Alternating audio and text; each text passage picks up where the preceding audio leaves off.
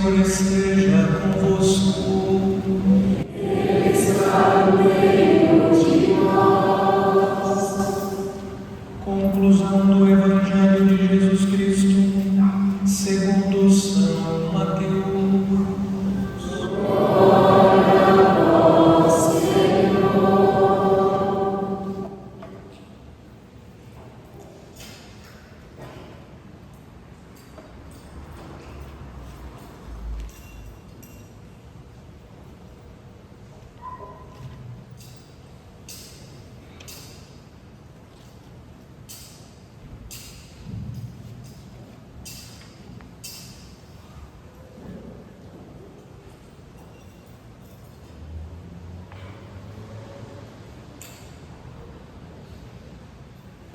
Naquele tempo, os 11 discípulos foram para a Galileia, ao monte que Jesus lhes tinha indicado.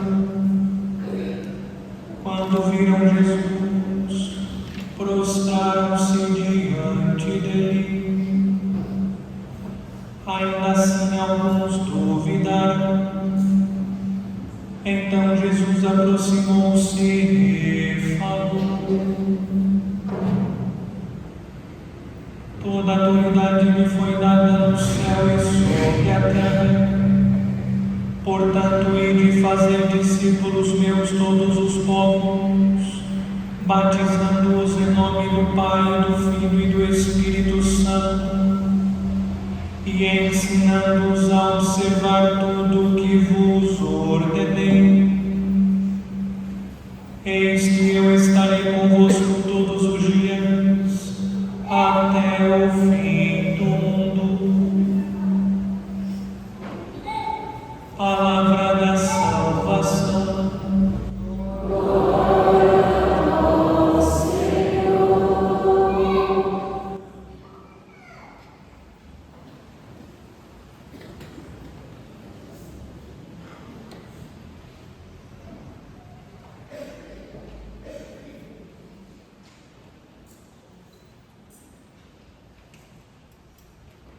Caríssimos irmãos e irmãs, celebramos neste domingo a solenidade da ascensão do Senhor aos céus, bem como o terceiro dia da novena do Espírito Santo, novena preparatória à solenidade de Pentecostes. Irmanados com os cristãos católicos espalhados pelo mundo, rezamos, vivemos neste tempo de oração, se preparando para viver a efusão do Espírito Santo, o Espírito que foi derramado em nossos corações, infuso em nós no dia do batismo. Esse mesmo Espírito, a Ele nós recorremos pedindo que renove as nossas forças, que transforme a nossa vida, para que possamos cumprir com alegria a nossa missão e um dia receber de Deus a recompensa por tudo o que vivemos, por tudo o que fazemos durante esta vida terrena. Nós fizemos um longo percurso pelo período pascal. Nos primeiros domingos nós meditamos acerca da fé do ressuscitado. Acompanhamos a dificuldade dos primeiros discípulos para crer na ressurreição. A sombra ou o fantasma da incredulidade marca a vida dos discípulos de Cristo. E insistimos durante o período da Páscoa que a ressurreição é um evento histórico, e afirmar que a ressurreição é um evento histórico significa que Cristo realmente ressuscitou, que o sepulcro está vazio, e também que Jesus se manifesta na história. E quando nós olhamos para a própria história, nós encontramos sinais, marcas da presença do Senhor ressuscitado. E essas marcas da presença do ressuscitado, fazendo uma leitura da própria vida, reaviva nos corações a fé. Quando nos sentimos cansados, abatidos, assombrados pelo fantasma da incredulidade, olhemos para a própria história E na nossa história encontramos as marcas que indicam a presença atuante, verdadeira de Cristo. Cristo que está vivo no meio de nós. Aprendemos ainda que Jesus é um bom pastor. E Ele é um bom pastor porque deu a vida pelas suas ovelhas. Recordamos a pobreza de Cristo, que Cristo durante a sua vida se fez pobre. A pobreza de Cristo revela que Jesus não pensou em outra coisa a não ser a nossa salvação. Que Ele é um bom pastor porque pensa no bem de cada um de nós que somos suas ovelhas. Aprendemos ainda que não devemos deixar que as adversidades da vida perturbem o nosso coração. Ele disse: tendes fé em Deus, tende fé em mim também. Na casa do meu Pai há muitas moradas. Esse bom pastor está conosco. E Jesus ainda sinaliza que a vida não termina com a morte, a vida não termina nas fronteiras da história. Na casa do Pai há muitas moradas. É preciso ter fé, a fé que não isenta o cristão das dificuldades. A fé não imuniza o cristão contra as tribulações, dificuldades inerentes a esta vida.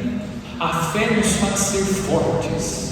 A fé nos faz confiar em Deus, acreditar na intervenção do Senhor, que não está ali, que não está com os olhos fechados, está sempre atento, pronto a socorrer as suas ovelhas. E por fim, no domingo passado, Jesus disse: não vos deixarei órfãos.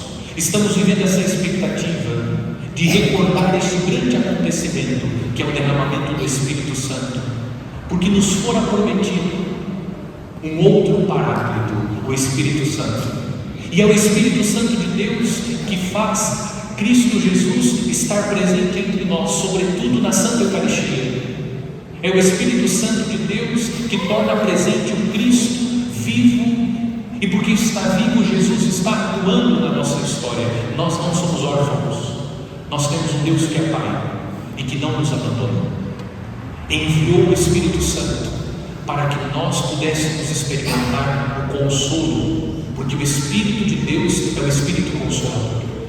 Nesta solenidade, nós ouvimos na primeira leitura a narrativa da ascensão do Senhor aos céus. Trata-se do único texto do Novo Testamento que descreve a ascensão de nosso Senhor Jesus Cristo. É um artigo da nossa fé. Subiu aos céus e está sentado à direita de Deus Pai. O único texto que descreve a ascensão de nosso Senhor aos céus é o texto que nós ouvimos na primeira leitura.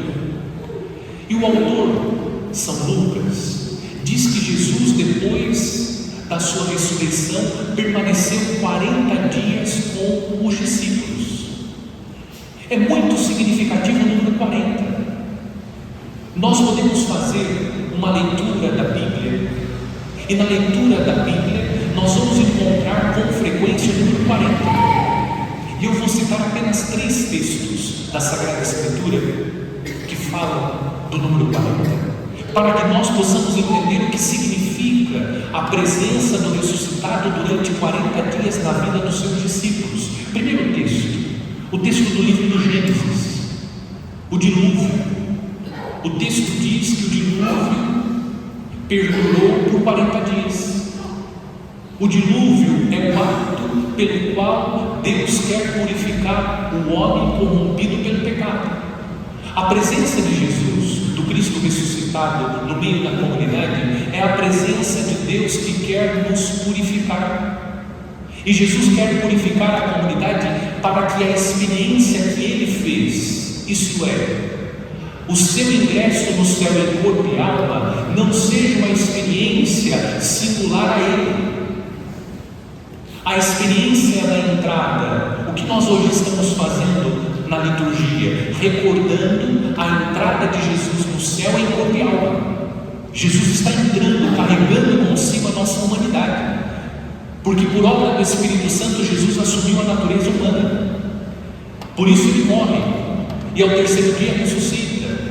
Permanecendo 40 dias, Jesus carrega consigo a humanidade, e estando com os discípulos durante 40 dias, nós olhamos para o dilúvio e compreendemos que o caminho que nós precisamos percorrer para fazer a mesma experiência de Cristo é o caminho da purificação. Sem a busca sincera de romper com o pecado, de buscar a purificação dos nossos corações, nós não vamos trilhar o caminho que Cristo trilhou. Para viver essa experiência de entrar no céu em corpo e alma, nós precisamos percorrer o caminho da purificação, deixar tudo aquilo que faz de nós pessoas impúberas, que nos afastam da pureza de Deus. Jesus disse no sermão da montanha: bem-aventurados os puros, porque eles verão a Deus. Se nós almejamos ver a face de Deus, é necessário buscar essa pureza. Segundo texto, o povo permaneceu no deserto por 40 anos. 40. O período do deserto é o período da preparação. O povo viveu este tempo no deserto se preparando para entrar na terra prometida. O que nós hoje estamos fazendo durante a nossa caminhada pela face da terra? Como cristãos, nós devemos caminhar tendo presente a necessidade da preparação. Sem a preparação, nós não iremos ingressar na terra prometida, que é o céu, que é o paraíso.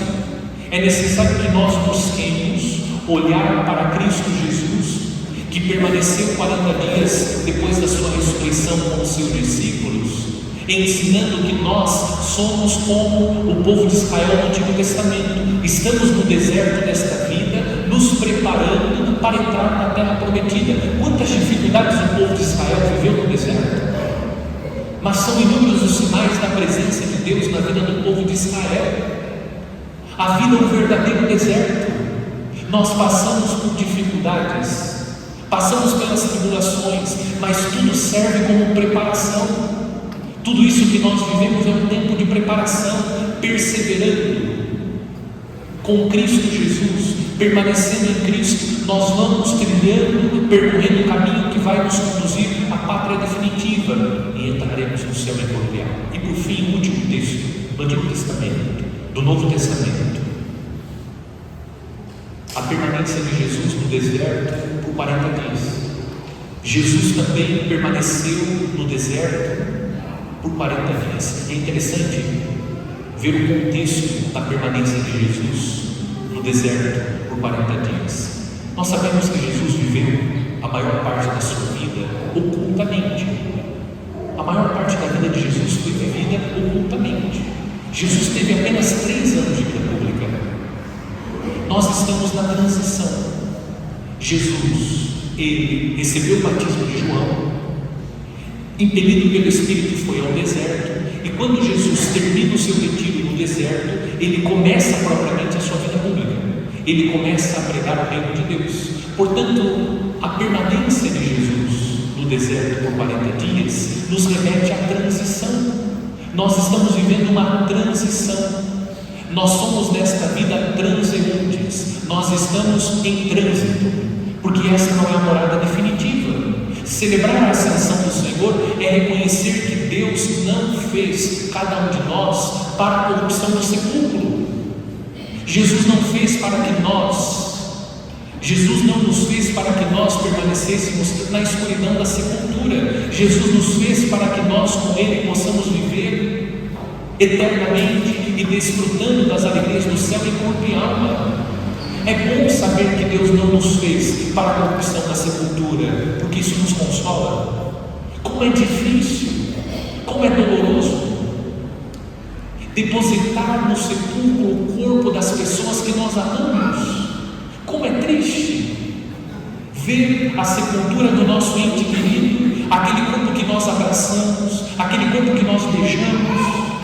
Nós carregamos a memória olfativa dos nossos entes queridos, pessoas que marcaram profundamente a nossa vida. Como é triste colocar o caixão do nosso ente querido na sepultura, mas a fé nos dá essa certeza que aquele corpo que foi depositado com dor e com lágrimas ressuscitará.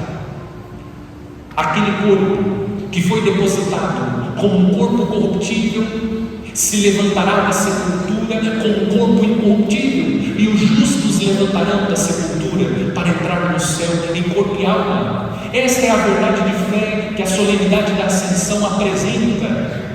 Se por um lado nós vivemos essa dor, a dor de sepultar os nossos entes queridos, de colocar o corpo, aquele corpo que nós abraçamos, na sepultura, a fé nos dá essa certeza: esse corpo que hoje está sendo depositado, um dia ressuscitará.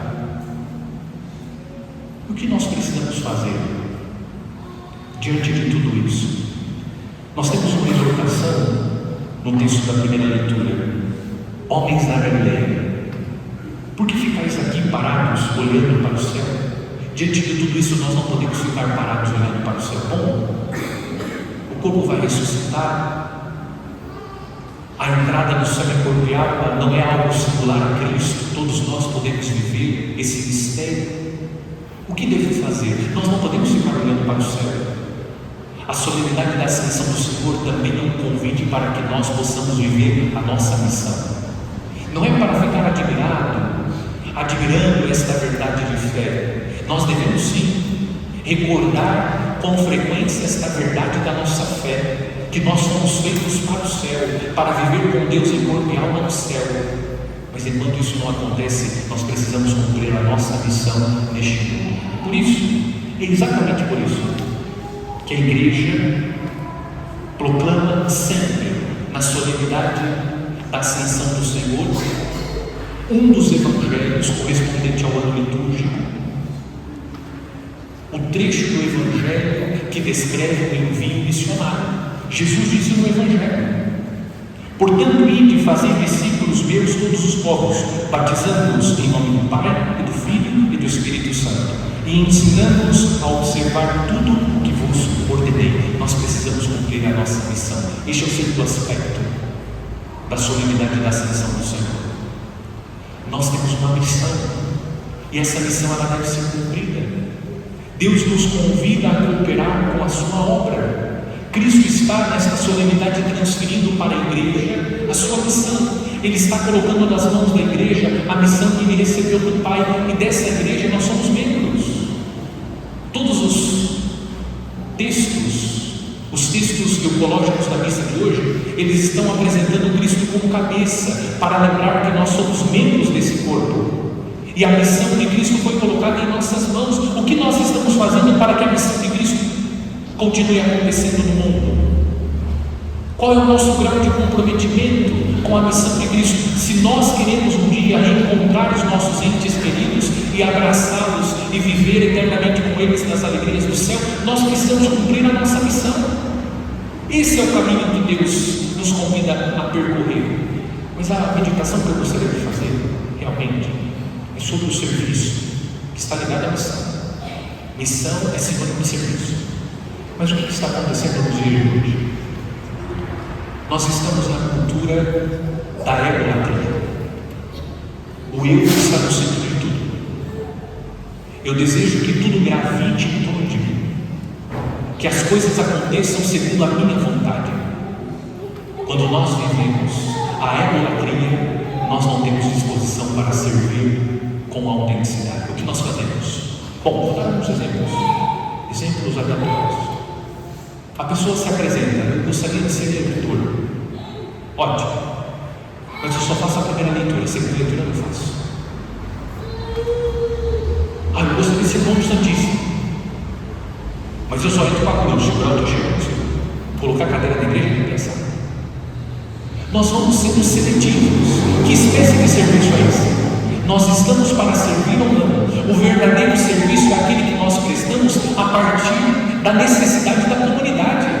Não é a partir daquilo que nós queremos fazer, mas é a partir daquilo que Deus nos pede. Aliás, quando nós somos cristãos e nos comprometemos com a missão, o que determina a nossa vida não é mais a nossa vontade, é a missão. Nós somos chamados a cooperar com Deus. Servir e viver a missão é estar atento àquilo que Deus está nos pedindo. Quais são os apelos de Deus? Não é fazer o que eu quero, é fazer aquilo que Deus está pedindo. Quais são as necessidades da minha comunidade? Quais são os apelos da minha igreja? E nós nos colocamos confiando na graça de Deus.